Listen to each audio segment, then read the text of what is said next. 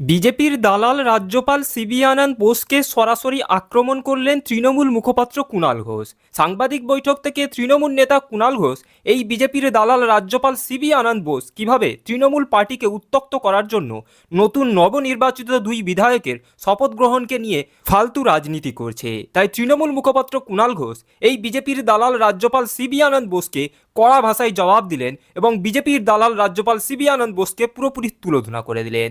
তো প্রিয় দর্শক, তৃণমূল নেতা কুণাল ঘোষ সাংবাদিক বৈঠক থেকে এই বিজেপির দালাল রাজ্যপাল সিবি আনন্দ বোসকে কিভাবে তুলোধনা করলেন, এই ভিডিওটি ধৈর্য ধরে শেষ পর্যন্ত দেখতে থাকুন। রাজ্যপাল সৌজন্যের সীমা লঙ্ঘন করছেন। রাজ্যপাল সৌজন্যের সীমা লঙ্ঘন করছেন। উপনির্বাচনে দুজন বিধায়ক জয়ী হয়ে এসছেন। আমরা দীর্ঘকাল ধরে জানি তার সংশ্লিষ্ট বিষয়ের রুটিন, নিয়মকানুন, অনুমোদন এবং শেষ পর্যন্ত স্পিকার সাহেব, বিধানসভার মাননীয় অধ্যক্ষ, তিনি এই শপথ বাক্য পাঠ করিয়ে দিতে পারেন বা এরকম বহু বহু নজির আছে। কিন্তু বর্তমান রাজ্যপাল উত্তক্ত করার জন্য, বিড়ম্বনা তৈরি করার জন্য, জটিলতা তৈরি করার জন্য নতুন যারা মানুষের রায়ে জিতে এসছেন, মানুষ রায় দিয়েছে বিধানসভায় যাওয়ার জন্য, রাজ্যপালের কোনো অধিকার নেই রাজভবনে বসে সেখানে তার প্রতিবন্ধকতা তৈরি করার।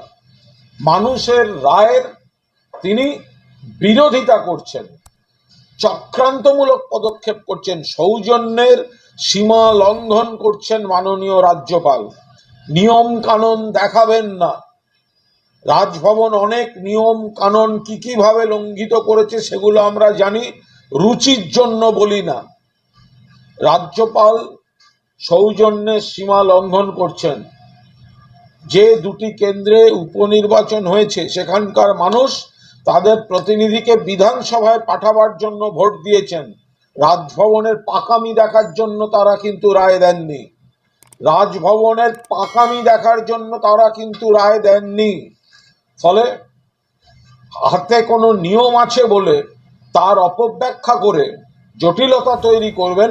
রাজ্যপাল দয়া করে এইসব কাজ থেকে বিরত থাকুন এবং দুই বিধায়ককে শপথ নিয়ে বিধানসভায় প্রবেশ করতে দিন এবং বিধানসভার অধ্যক্ষ এই শপথ করাতেই পারেন।